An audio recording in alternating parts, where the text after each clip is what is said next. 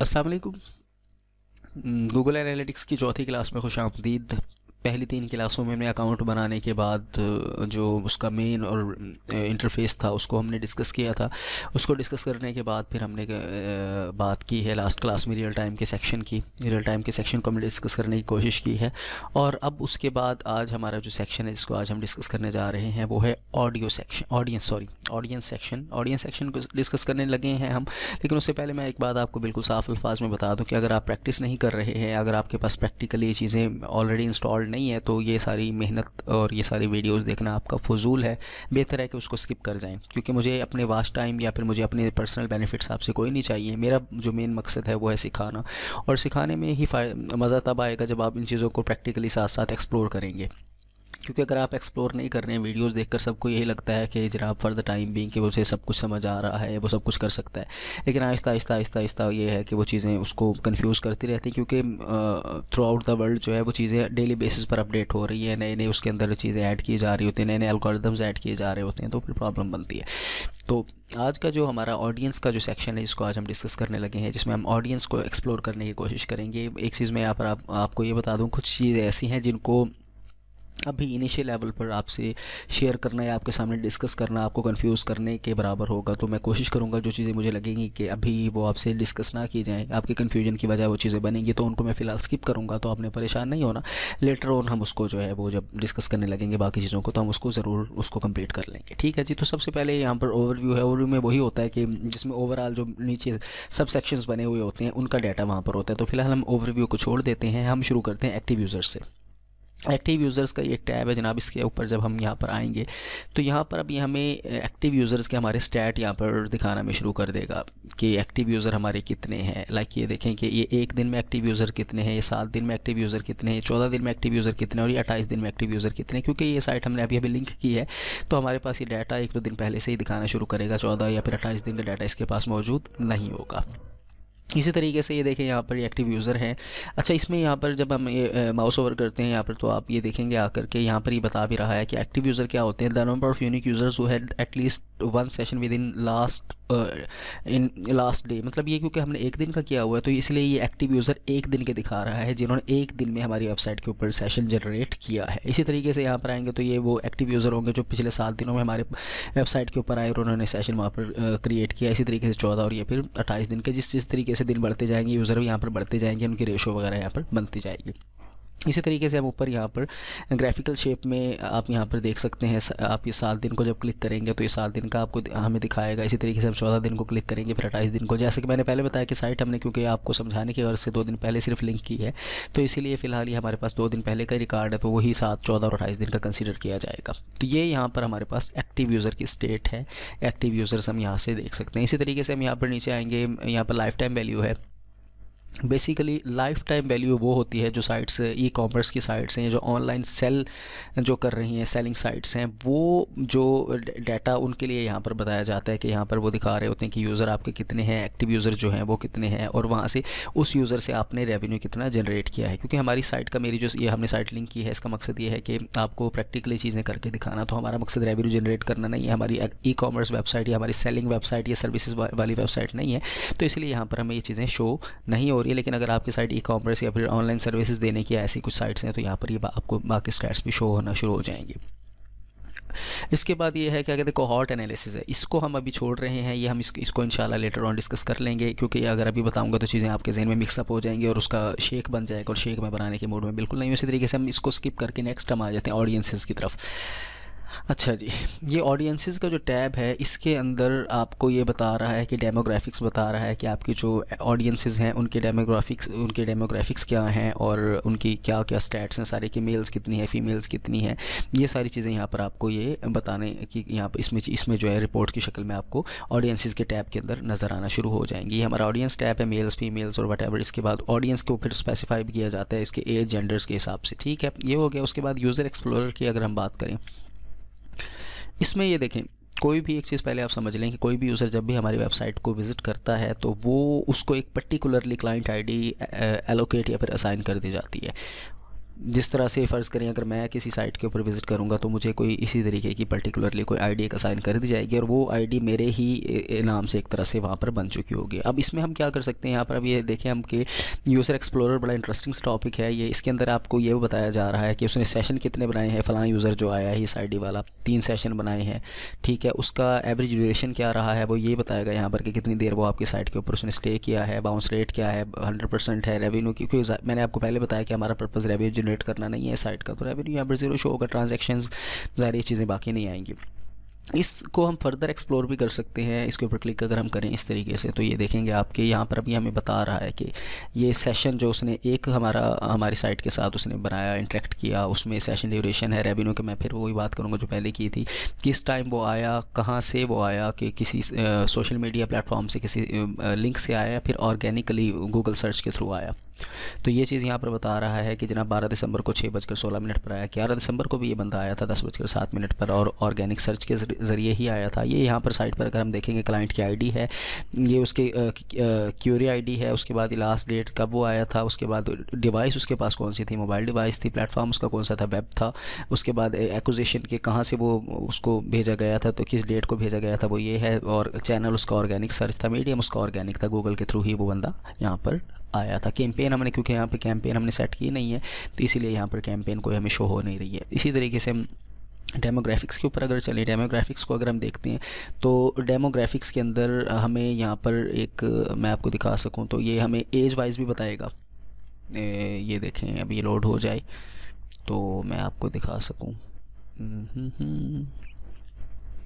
अच्छा जी, ये देखें ये यहाँ पर डेमोग्राफिक्स इसके लोड हो चुके हैं और इन डेमोग्राफिक्स के अकॉर्डिंग हमें बताएगा कि यहाँ पर हमारे जो यूज़र आए थे। अब ये सेकेंडरी डायमेंशन है, यहाँ से हम इसको चेंज भी कर सकते हैं अपनी ज़रूरत के मुताबिक। यहाँ पर हम फ़िल्टर्स को अप्लाई कर सकते हैं कि ये यूज़र्स हैं, ये ब्राउज़र के हिसाब से, सिटी के हिसाब से, ये सारी चीज़ें यहाँ पर हम ऐड कर सकते हैं। इसी तरीके से हम सोर्स के ज़रिए ऐड कर सकते हैं। यहाँ पर ये देखें अब मैं आपको अगर दिखाऊं तो ये सोर्स का, अब यहाँ पर हमने जो सेकेंडरी डायमेंशन है वो सोर्स की लगा दी, प्राइमरी डायमेंशन जो है वो एज है।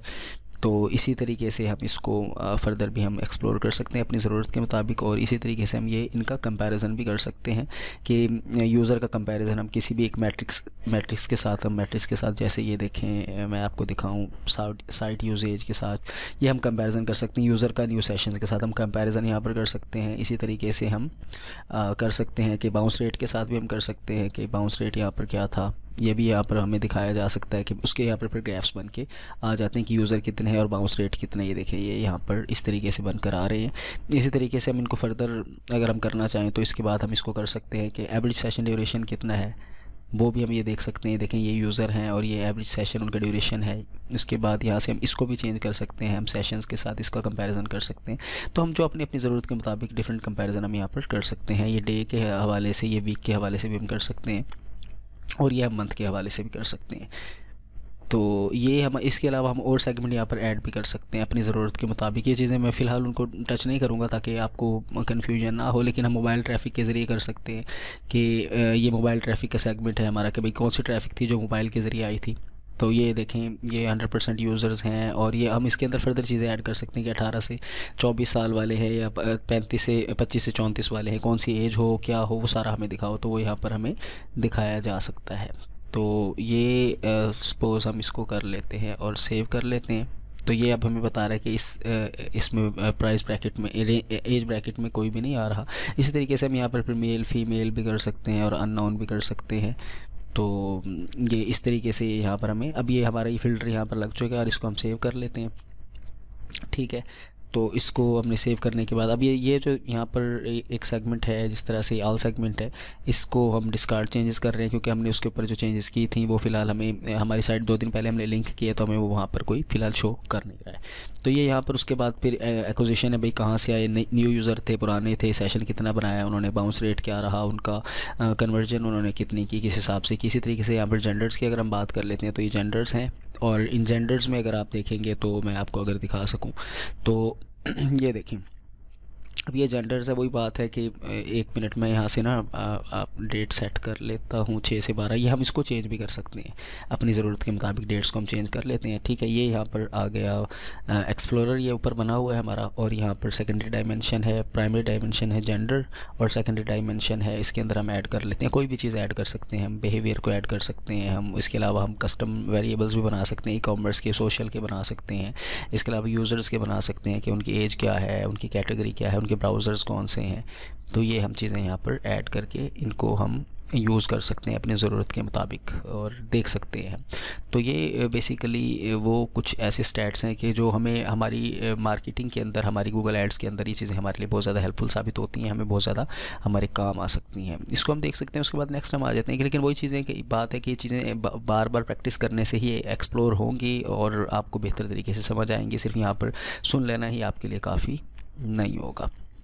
ठीक है, इसी तरीके से हम फर्दर चलते हैं जनाब, इंटरेस्ट के ऊपर आ जाते हैं। इंटरेस्ट में हम ये एफिनिटी कैटेगरीज़ हैं, इन मार्केट के सेगमेंट्स हैं, अदर कैटेगरीज़ हैं, ये वो चीज़ें हैं कि जो हमें काम आएंगी जब हम गूगल एड्स रन करने लगेंगे। जब गूगल एड्स को हम रन करेंगे तो उस वक्त ये चीज़ें हमें काम आएंगी। ये चीज़ें फ़िलहाल इसीलिए वर्किंग में नहीं क्योंकि हमने इनके गोल सेट नहीं किए हुए, फ़िल्टर इनके हमने नहीं लगाए हुए। इसी तरीके से अब जियो लोकेशन की तरफ चले जाते हैं।